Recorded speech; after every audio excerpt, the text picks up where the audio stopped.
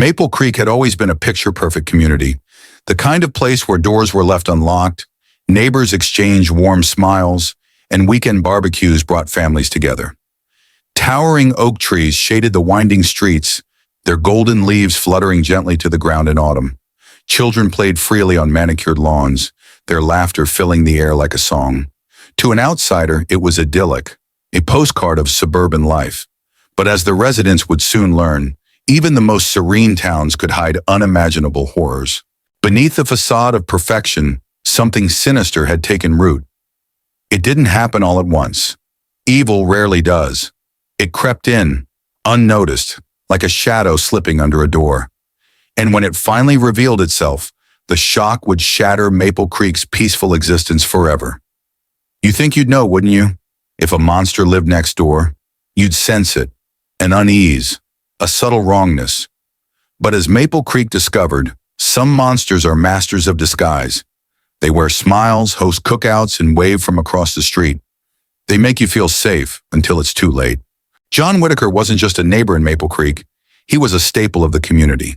He had a knack for fixing things, from leaky faucets to broken fences, and he never asked for much in return. A cold beer, maybe, or just a simple thank you. He was the kind of guy you trusted implicitly, someone who seemed to carry the weight of kindness wherever he went. At the annual summer block parties, John was always manning the grill, cracking jokes as he flipped burgers. Every December, he played Santa at the local Christmas fair, his booming laugh and twinkling eyes making him a favorite among the kids. But John's generosity was more than just a personality trait. It was his camouflage. He built his image brick by brick, every act of kindness another layer of armor, hiding the predator that lay beneath. In Maple Creek, no one questioned him. Why would they? Monsters didn't live in places like this, or so they thought. For nearly 10 years, John Whitaker lived two lives. In one, he was the friendly handyman, a beloved member of the community. In the other, he was a cold, calculated killer, responsible for a series of disappearances that would baffle police and devastate families. And the most chilling part? He never gave anyone a reason to suspect him. To his neighbors, he was John, the man who fixed things. But to his victims, he was something far darker, far more terrifying. He was their worst nightmare. The nightmare began quietly, as nightmares often do. Young women in nearby towns started vanishing, their lives interrupted without warning. A college student walking home from a late shift at the diner. A single mother whose car broke down on a desolate road. A recent divorcee who never made it back from her evening run. They were ordinary women, living ordinary lives until the day they disappeared. At first, the disappearances seemed unconnected. Different towns, different circumstances. But as the months turned into years, a pattern began to emerge. The women were all in their 20s or 30s, all living alone, and all vanished without a trace. Families clung to hope, organizing search parties and putting up flyers, but the trail was always cold. No bodies, no suspects, just whispers of a shadowy figure who seemed to slip in and out of their lives like smoke. The media dubbed him the Phantom Fixer. It was a name that sent shivers down spines, a name that spoke of someone who could blend in anywhere, who could be anyone. The Phantom Fixer left behind only the faintest clues, a lingering scent of turpentine, a perfectly repaired door hinge, a padlock installed where none had been before. He was a ghost, a shadow, a nightmare. And all the while, Maple Creek slept soundly, blissfully unaware that the Phantom Fixer had already made their town his home. It wasn't until Lily, a bright teenager known for her insatiable curiosity, stumbled upon something unusual that the truth began to unravel. Maple Creek had always been a quiet, picturesque town where intrigue seemed out of place. Lily had just turned 16, and her parents had gifted her a high-end drone, a reward for her academic achievements.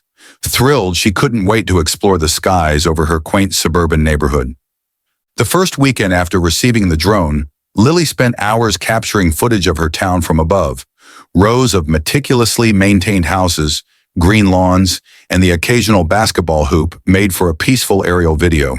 But when the drone's camera swept over John Whitaker's backyard, something peculiar caught her eye. A patch of earth that looked freshly disturbed. It wasn't just the earth itself, A large pile of mulch had been hastily thrown over it, as though to conceal what lay beneath. Lily's first instinct was curiosity. She mentioned it casually to her father, a retired police officer, during dinner that evening. "Dad, doesn't it look odd when someone digs up their yard and covers it with mulch so quickly?" she asked, showing him the footage on her tablet. Her father, David, leaned in, his expression shifting from casual interest to quiet concern. Years on the force had honed his instincts, and the image gnawed at something deep within him, a suspicion he couldn't shake. Quietly, David shared the footage with a few trusted contacts in the local police department. He didn't want to alarm the community or implicate an innocent man, but his gut told him there was more to this than met the eye. Within days, an investigation was discreetly launched. Officers arrived with shovels and forensic equipment, and what they uncovered beneath John Whitaker's backyard would shatter Maple Creek's sense of safety forever. Beneath the freshly turned soil lay the remains of 5 women. Each body had been meticulously wrapped and buried, as though John had taken the time to ensure they wouldn't be discovered. The horror of their discovery was amplified by the realization that these were the women who had disappeared from neighboring towns over the past decade. Women whose families had clung to the hope of their safe return. That hope was now cruelly extinguished. But the horror didn't stop there. As investigators continued to search the property, they stumbled upon a hidden door in John's basement. It was concealed behind an old bookshelf, its hinges cleverly disguised. When they pried it open, they found a soundproof room that seemed pulled straight from a nightmare. The room was cold, sterile, and disturbingly methodical in its arrangement. A metal table stood in the center, flanked by shelves lined with personal items, lockets, bracelets, photographs, and handwritten notes. These weren't just random objects, they were trophies. Each one belonged to a victim, a grim reminder of lives that had been brutally stolen. The air in the room felt oppressive, as though the walls themselves bore witness to the unspeakable acts committed there. On one of the shelves was a journal, its pages filled with precise entries. Each entry described the abduction, life, and eventual death of a victim. The level of detail was chilling. John hadn't just taken these women's lives, he had recorded their final moments, as if to relive his dominance over them.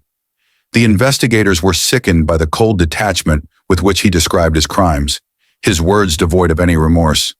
The room wasn't just a space, it was a window into John's twisted mind. Every inch of it was a reflection of his meticulous nature and his need for control.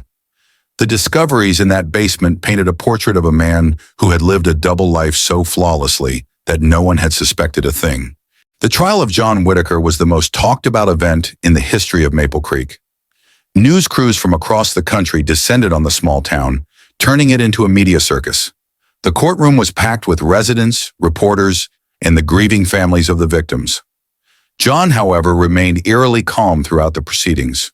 He sat in the defendant's chair with an almost serene expression, as though he were merely an observer in someone else's life.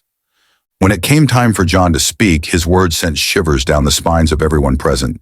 He described his crimes with a chilling clarity, detailing how he had selected his victims. "It wasn't random," he explained, his voice calm and measured. "They disrespected me. A sarcastic comment, a condescending tone, a late payment. They thought they were better than me. I showed them they weren't." To the residents of Maple Creek, his words were incomprehensible. This was the man who had fixed their fences, grilled burgers at block parties, and played Santa at the Christmas fair. How could he be the same person who had committed such heinous acts? The duality of his life left them questioning everything they thought they knew about human nature. John showed no remorse. His crimes weren't crimes to him. They were acts of control, of power. To him, the women he had killed weren't individuals with lives and dreams. They were objects, tools to satisfy his need for dominance. The coldness of his confession was almost too much to bear. As if the trial weren't horrific enough, the discovery of John's recordings added another layer of terror to his story. Hidden among the shelves in his basement was a collection of videotapes and digital recordings. Each one was meticulously labeled, detailing interactions with his victims, the moments leading up to their deaths, and even his thoughts about them. The recordings were a window into the mind of a monster. In one particularly chilling video, John sat in his soundproof room, staring directly into the camera. "People are predictable," he said, a faint smile playing on his lips. "They see what they want to see. I give them that, what they want to see, and they never look deeper." The investigators who watched the tapes were haunted by what they saw. John had captured every detail of his double life, not out of guilt or regret, but as a way to immortalize his actions. It was as if he wanted to leave behind a legacy of terror, a testament to his ability to deceive and control those around him. The tapes also revealed just how deeply John had manipulated his community. He spoke about his neighbors with a detached amusement, describing how easily they trusted him. "They think kindness means goodness," he said in one recording. "They don't understand that kindness is just a tool." The aftermath of John Whitaker's trial left Maple Creek a shadow of its former self. The once vibrant community, known for its warmth and neighborly spirit, was now a town haunted by its past. Many residents moved away, unable to live with the memories of what had happened. Those who stayed found themselves looking over their shoulders, their trust in humanity shattered. The trial forced the town to confront uncomfortable questions. How had they missed the signs? How had they trusted a man capable of such evil? The answers were elusive, buried beneath the weight of their collective guilt and disbelief. John Whitaker was sentenced to life in prison without the possibility of parole. But for the people of Maple Creek, justice didn't bring closure. The scars he left behind were too deep, the damage too profound. To the world, he became a symbol, a reminder that evil can hide behind the most unassuming faces. To Maple Creek, he was a ghost, a lingering presence that would never truly leave. Even behind bars, John retained a disturbing sense of control. In interviews, he spoke about his crimes with the same chilling detachment he had shown during the trial. "I didn't hide," he said in one interview. "I was right in front of them. They just didn't want to see."